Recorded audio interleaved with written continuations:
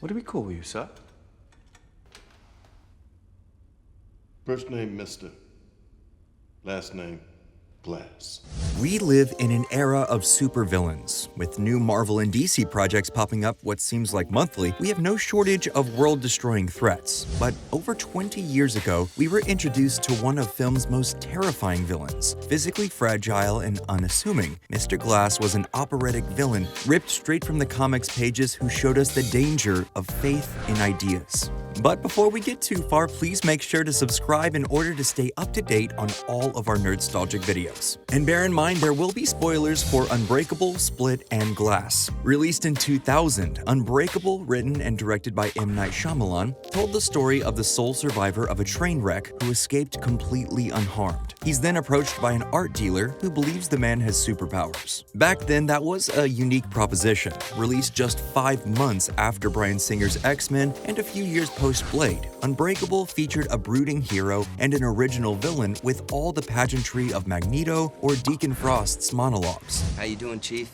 And this was a time when muttering the words comic book was not the selling point it is now. Shyamalan has said marketing told him, we can't mention the word comic books or superheroes because it's too fringe. It's those people who go to the conventions. In their eyes, the supervillain trope was a detriment to the film, something to be hidden. But Shyamalan knew he had something special in Elijah Price, aka Mr. Glass, played by Samuel Jackson. When we meet Glass, he's a respectable art gallery owner who specializes in original comic book pages. He even refuses to sell a page to someone he believes won't appreciate the work. This is an art gallery, my friend.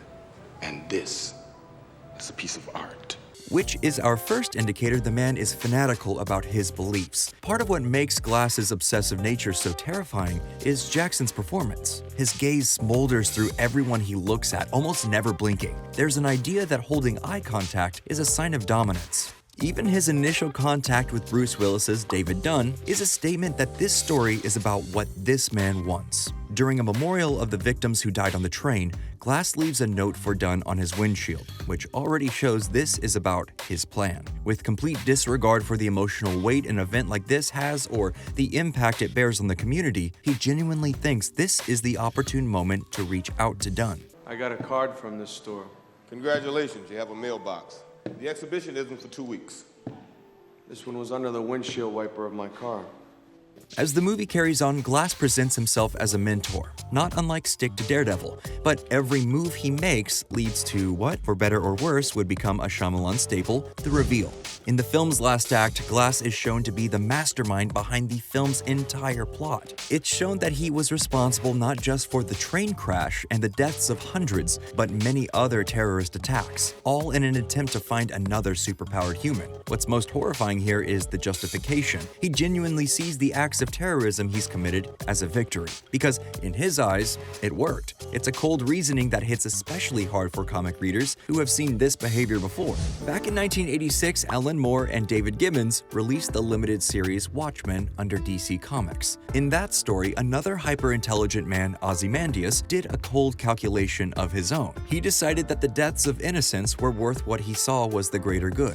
The idea of a greater good is a common trope for villains, but Glass's sense of joy, jubilation, and accomplishment is harrowing, simply because a greater good is subjective. None of the friends, orphans, or widows would argue the loss of their loved ones is worth someone not being mugged thanks to a man in a poncho. But for him, it's not about saving the world, it's about proving he's right. And being right is not new to Glass. He isn't just looking for a superpowered human, he's looking for his counterpoint. The power he argues he possesses is a super intellect. He manipulates circumstances into a Rube Goldberg puzzle, each piece interacting with the next and always managing to stay one step ahead. Just the idea that whatever you do, wherever you go, this man has a contingency plan, and that's terrifying. As people, we often think our adaptability is our greatest strength. The idea that we are all on a level playing field and left to skill alone is like a comforting blanket. But with Glass, the blanket has probably been laced with some sort of poison that only someone as smart as he could pronounce.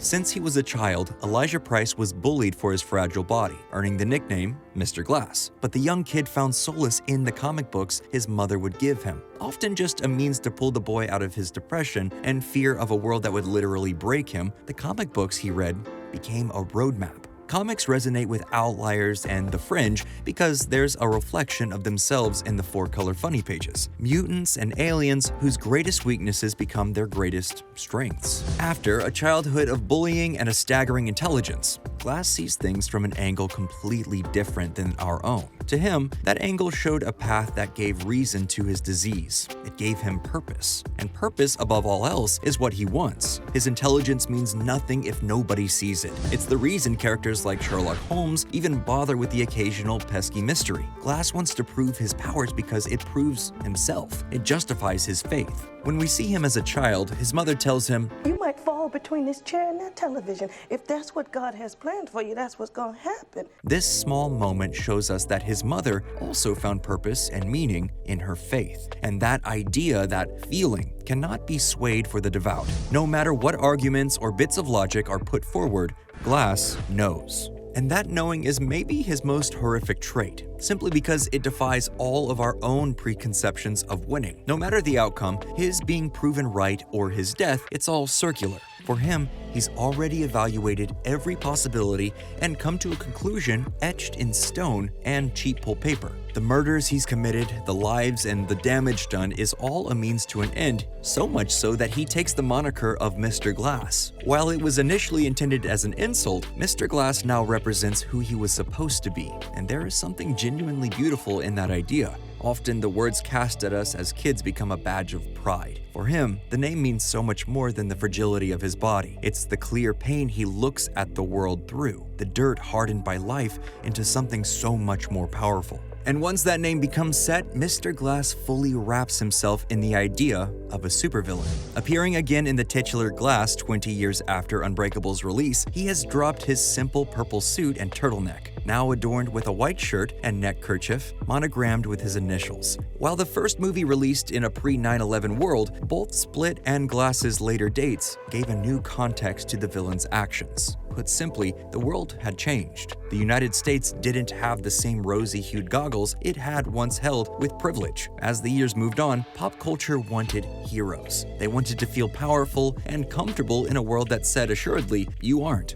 The consequences of the terrorist attack on the East Rail 177 ripple throughout Shyamalan's trilogy. In the stealth sequel to Unbreakable, we learn Glass created a supervillain in The Beast in 2016's Split. This time, we meet Kevin Wendell Crumb, played by James McAvoy, a man with dissociative identity disorder whose condition worsened after the loss of his father. One aspect of Kevin was the Beast, an uncontrollable id with super strength, speed, and a less than tasteful obligatory violence streak. It's another affirmation that he's succeeding, and the terrifying thing is, he's right. The movie goes out of its way to shout, yes, these are superpowered humans, and Mr. Glass knew all along. The reward for his faith is, in the end, martyrdom. He wants the world to know what he did, to awaken more superpowered humans by showing Dunn and the Beast to the world via the very cameras that were meant to restrain him, again outwitting his captors and using their own weapons against them. As Glass lies dying, his creations having served their purpose, just before they die, there's the knowing look of Jackson again. It's framed by Shyamalan like a victory.